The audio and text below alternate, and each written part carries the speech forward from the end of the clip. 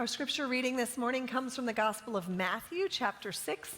And if you'd like to follow along in your bulletins, you're welcome to do so. Do not store up for yourselves treasure on earth, where moth and rust consume, and where thieves break in and steal. But store up for yourselves treasures in heaven, where neither moth nor rust consume, and where thieves do not break in and steal. For where your treasure is, there your heart will be also.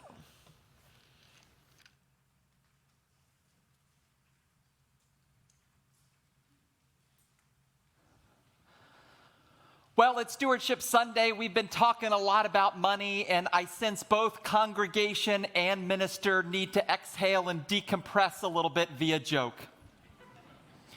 Once upon a time, there were two men marooned on a deserted island.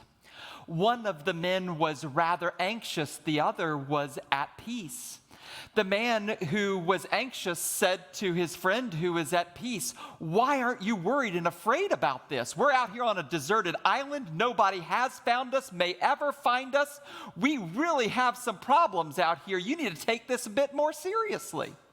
Well, the man who was at peace relaxed his friend. He said, "You just need to relax. You see, this past year I made a pledge to my church for a huge amount. There is no worries, my minister will find us."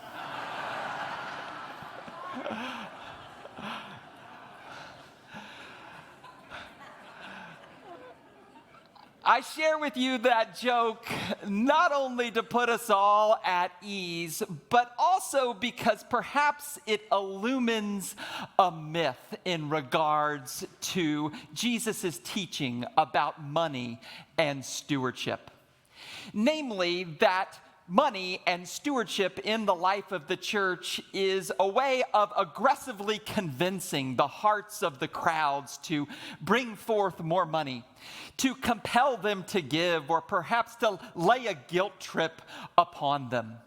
And in considering all of those money pitches that we've all heard over the years, I got to thinking, well, you know what? That's just fundraising 101. I know that you all as a church are involved in fundraising, many of you in philanthropy, and you know how fundraising works. The head of the organization stands up at the gala or stands up at the fundraising dinner and, goes after your heart. For that's just philanthropy 101. If you can get people's heart, then of course their money and treasure will come. But leave it up to Jesus to go in a little bit of a different direction. For quite frankly, I walk into the Sermon on the Mount, and part of what I see from Jesus is a rather unusual fundraising strategy. I mean, if it's what we expect, it wouldn't be Jesus. And there in the Sermon on the Mount, Jesus, in addressing the crowds, imparted this wisdom. Jesus shared with them, "Where your treasure goes, there your heart will follow." Some years ago, I read a wonderful book on this passage in Scripture by a Christian author by the name of Randy Alcorn, entitled The Treasure Principle. And Alcorn argued in that book that this Scripture passage is one of the most often misinterpreted Scriptures in the entire New Testament. Why? Because of conventional fundraising. Conventional fundraising says if you can get their heart right, their money will follow. But Jesus never said that. Jesus did not say where your heart is, there your treasure will go. Rather, he puts the cart before the horse. And in reflecting on that, you wonder, what was Jesus' motive? You see, my sense is that Jesus didn't teach on money to make the crowds miserable. Jesus wanted heaven to come upon the earth and for the crowds to know the love and joy that comes from extending treasure. For according to Jesus, where our treasure goes, our heart follows. It's really interesting, personally speaking, reflecting on this text, being a relatively new minister. I'll share why. In initially arriving to this church, I, in desiring to support the church, made my gifts in 2023 before my heart could ever be fully connected. In other words, I had to quite literally live out the scripture this year. That's what made my charitable giving in 2023 so unique. I had to put my treasure in, hoping my heart would follow. For I'm still connecting my heart with yours. I'm still connecting my heart to the rhythms of this church's ministry. But I had to put the cart before the horse. I put my treasure in, and then I allowed my heart to follow it. So in keeping with Jesus' style of fundraising, here's what I'm going to ask you to do. I want you to come with me as I follow my treasure around this church's campus. Allow your heart to attach with mine and follow your treasure. Once upon a time, I drove to the church and I parked out in the south parking lot. And I was walking into the church, I noticed that there were 2 volunteers unloading the bargain box donation shed. And I began to think there in the parking lot about the difference that store is making with the people in East Naples, many of whom can't afford to shop at Target, so they're there at the bargain box.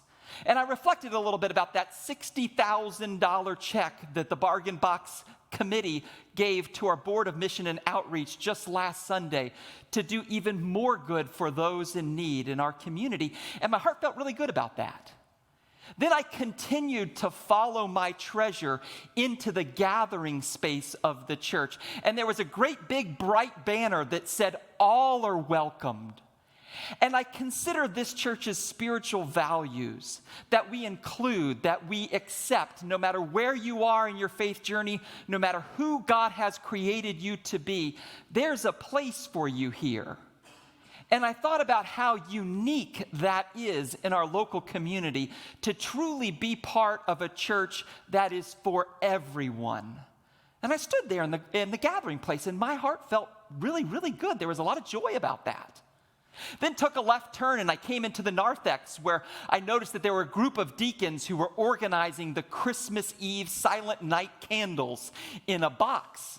And I was conversing with them a little bit and they shared back with me, we're here Sunday after Sunday wanting to be sure that the experience of worship for anybody who comes in these doors is spiritually connecting and uplifting for them. And we want to do whatever it takes. And after conversing with the deacons, that was really meaningful. I felt good about that. So I took a left turn down the hallway, and in the south corner of this church building, I looked into the parlor, and there was a Stephen minister, and she was connecting with her care receiver. And I thought about that story I heard of the widow whose husband passed away and who was really going through a hard time. And she said, if it wasn't for my Stephen minister who was there day after day after day. And I thought about all the quiet, private, humble Stephen ministry that happens every single day at this church. And I felt really good in my heart about that. So I continued walking. I followed my treasure down into the church nursery where I saw a baby. And I thought to myself, this is wonderful that what this church has to offer this child will be so good going forward. I considered our elementary program that Jeannie Snedeker runs, and I considered our program for teenagers that Sarah Treiser runs, and I thought about that child growing up and having the child's faith formed and being a person of kindness and of service. And I remembered when my own children came home one Wednesday after the Wacky Wednesday program, and they said, Dad, we played this game where Jeannie Snedeker had us jump on top of a box so that we could stand up and with courage share with people what it is that we believe. And I thought to myself, that's Naples UCC at its best. And I felt really good about that. So I continued to follow my treasure into the production room here at the church, where I met up with Brad Van Houten, our director of production, and we were talking a little bit. And in our conversation, I remembered a story that someone told me about a month after I arrived here. It was a story of a man up in Illinois who had an emergency cardiac procedure on a Sunday morning. And in a desire to be anchored and to have faith and hope, he, from his iPhone, watched and engaged our worship service. And he said it was so meaningful to him in that moment that one of the nurses actually watched for 3 minutes alongside of him. And it was a glorious mission that we are bringing this worship into hospital rooms and to assisted living facilities and into folks' homes up north and all over the world. I thought to myself, this feels really good in my heart. So then I continued to walk through the south doors of the sanctuary. I walked into the sanctuary, and it wasn't worship going on. It was a forum for youth mental health that was happening in this space. And Jen Walker, the chair of the Justice Committee, came running up to me and she said, not only are we hosting this forum today, but we've got another one coming next month about civility. That God's sanctuary was being shared with the community so as to benefit the least of these with wide open doors. In that moment, my heart, it felt really, really good about my treasure. So then I continued to follow my treasure out the door of the church into the memorial garden here on our campus. And there in the garden, there was a widower having a moment out in the garden with God, as that is where his spouse had passed away and was buried. And he was having one of those prayer moments that often we need to have in our grief.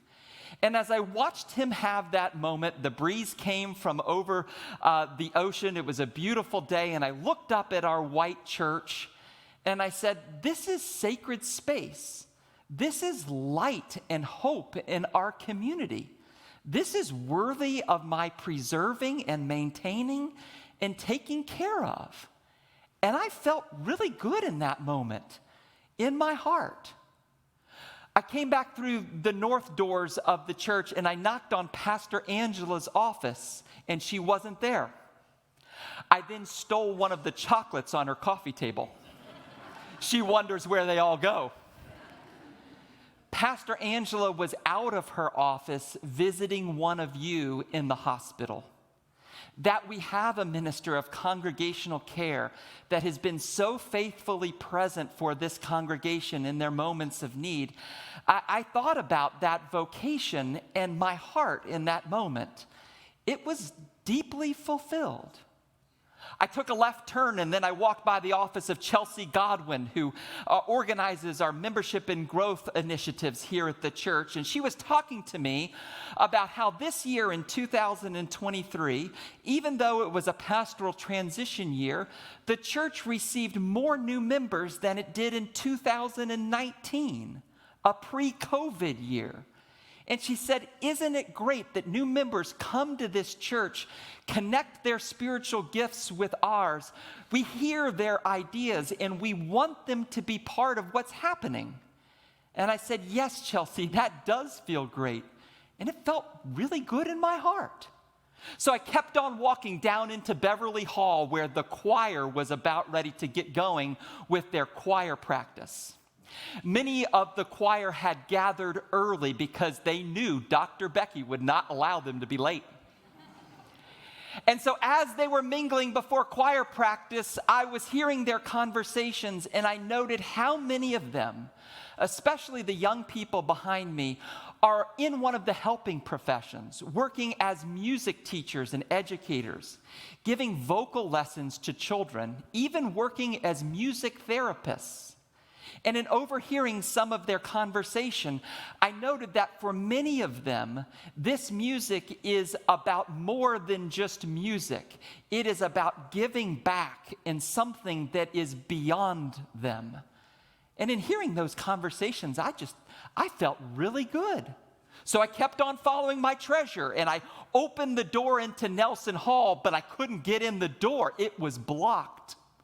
It was blocked by all of the cans and non-perishables that you all brought in for cans for Communion Sunday. Couldn't even get into that space. The Board of Mission and Outreach was meeting in the room right next door. They came out and helped me by pushing the cans aside so I could just walk in. And they shared back with me, we're meeting so that we can do even more in the community. And I felt so good in my heart in that moment. I followed my treasure up the stairs in Nelson Hall, and there was a class going on. It was being taught by Reverend Rich Kirshner, and it was a class on progressive theology. And Rich was talking with the entire group about how Scripture can be read through the lens of inclusion, through the lens of good news, through the lens of hope. And in hearing all that come through the door, I said, this is making me feel really good. There's a lot of joy in my heart. So then I got down on the elevator and I walked out of Nelson Hall, and my final stop was over in McSpadden, and I walked in and there was the Christmas dinner. And many of you were gathered and connecting as a church family and as a community.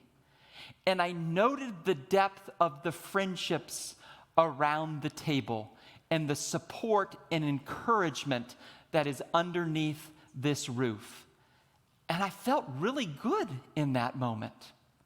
So then I got back into my car, and having followed my treasure all over the campus of this church, I felt, to steal a line from the great theologian John Wesley, my heart was strangely warmed. This year in 2024, Emily and I and our family plan to make Naples UCC the priority of our charitable giving.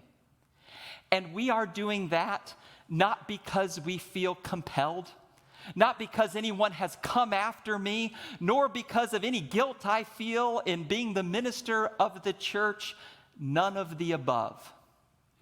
We are doing that because we have observed the heaven on earth impact that this church makes in the lives of people every single day. You might say that where my treasure went, my heart followed.